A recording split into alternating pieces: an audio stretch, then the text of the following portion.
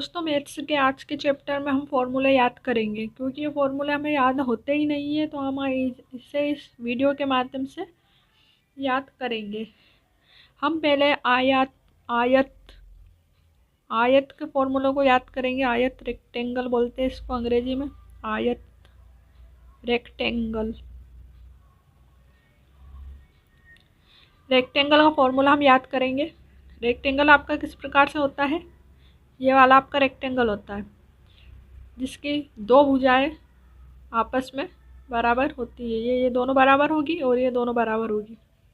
लंबाई और चौड़ाई इसमें होता है, इसको लेंथ बोलते हैं और इसको ब्रेथ बोलते हैं, लंबाई और चौड़ाई। आयत का फॉर्मूला याद कर रहे हैं हम। आयत का क्षेत्रफल याद करेंगे पहले। आयत का क्षेत्रफल क्या होता है? आयत का क्षेत्रफल, ये बेसिक चीज़ें आपको याद होनी चाहिए क्योंकि हम इनको भूल जाते हैं बार बार। बहुत सारे हमारे जो मैथ्स में ज्यामिति आकृति बहुत सारी है, सबके फॉर्मूले हैं, तो हम बार बार पढ़ेंगे, लिखेंगे, देखेंगे तो हमें याद हो जाएगा। आयत का क्षेत्रफल होता है, मैं लंबाई को एल से डिनोट करूँगी, लेंथ इंटू ब्रेथ। ठीक है, मैं लंबाई को मैं एल से डिनोट करूँगी और चौड़ाई को मैं आपको बी से डिनोट करूँगी, तो हम शॉर्ट फॉर्म में लिखेंगे बी। लंबाई गुणित चौड़ाई होता है आयत का क्षेत्रफल। दूसरा हम इसमें देख रहे हैं आयत का परिमाप। परिमाप क्या होता है? आयत का परिमाप क्या होता है? तो आयत का परिमाप होता है 2 गुणित ब्रैकेट में लंबाई धन चौड़ाई। परिमाप का मतलब क्या होता है कि जैसे यहाँ से कोई व्यक्ति चलता है तो ये यहाँ से ये पूरा इसको कवर कर लेगा, वापस नहीं आ जाएगा, तो ये इसका क्या हो जाएगा? परिमाप हो जाएगा। तो ये उसका क्या हो जाएगा? परिमाप हो जाएगा। तो ये इसलिए आपका ये लेंथ भी आपकी 2 हो जाएगी, ब्रेथ भी आपकी 2 हो जाएगी। तो 2 हमने कॉमन ले लिया, तो 2 कॉमन लेने पर हमारा लेंथ प्लस ब्रेथ आपका ब्रैकेट में बच जाएगा।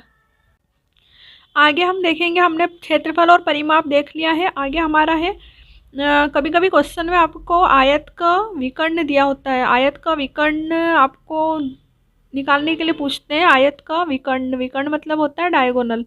आयत का विकर्ण मतलब होता है डायगोनल। इसको हम डी से डिनोट करेंगे शॉर्ट फॉर्म में।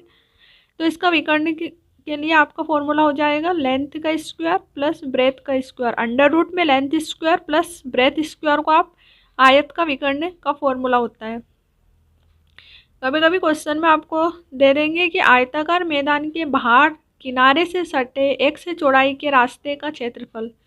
एक आयताकार ये आपका मैदान है, इसके किनारे से सटे एक से चौड़ाई के रास्ते का क्षेत्रफल बाहर बोल रहे हैं। यहाँ पे हमने इसके बाहर एक रास्ता है, ये आयताकार मैदान है, ये आपका मैदान है, ठीक है, अंदर, और इसके चारों ओर हमने रास्ता बनाया है बाहर। तो इसका आप डायरेक्ट फॉर्मूला लगा सकते हैं। इसका क्षेत्रफल ज्ञात करना, हमको क्षेत्रफल ज्ञात करने के लिए आता है। क्वेश्चन आएगा आपको आयताकार मैदान के बाहर किनारे से सटे एक से चौड़ाई के रास्ते का क्षेत्रफल, तो आप फॉर्मूला लगा सकते हैं 2 × x length plus breadth plus 2x करेंगे इसमें भी। अगर यही आयताकार मैदान आपका, ये आयताकार मैदान है आपका, और इसमें आपको बोल दिया अंदर आपने रास्ता बना दिया, ये आपने रास्ता बना दिया अंदर किनारे से सटे एक से चौड़ाई के रास्ते का क्षेत्रफल। अगर इसका क्षेत्रफल आपसे पूछेंगे तो ये वही होगा 2 × x लेंथ प्लस ब्रेथ। लेकिन यहाँ पे हमें अंदर करना है तो इसमें -2x आपको याद रखना बस, बाकी सेम वही है। यहाँ हमने प्लस करा है क्योंकि हमें बाहर का करना है, बाहर का जुड़ेगा, लेकिन अंदर रास्ता बना देंगे तो अंदर का हम माइनस कर देंगे क्योंकि कुछ रास्ता आयत का क्षेत्रफल, ये जो मैदान है उसका आकार थोड़ा कम हो जाएगा, रास्ता बना देंगे तो माइनस कर देंगे। तो ये आयत का सिखाया मैंने। दूसरा हम देखेंगे वर्ग के बारे में पढ़ेंगे हम। वर्ग का मतलब होता है स्क्वायर, अंग्रेजी में बोलते हैं स्क्वायर। वर्ग आपका क्या होता है? जिसकी चारों भुजाएं क्या होती है? समान हो, उसे हम वर्ग कहते हैं, स्क्वायर कहते हैं। वर्ग का क्षेत्रफल क्या होता है?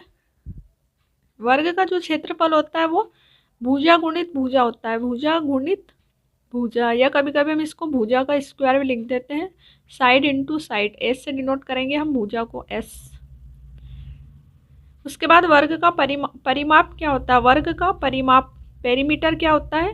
4 गुणित भुजा, 4 गुणित साइड्स इसकी हो जाएगी। साइड्स को हम ए से भी डिनोट कर सकते हैं, जो अब तो देखो ये ए, तो ये हम बोल देंगे चारों साइड इसकी क्या है बराबर। यहाँ से चलेंगे, यहाँ आएंगे तो ये 4 इसमें प्लस हो जाएगा, 4 गुणित भुजा।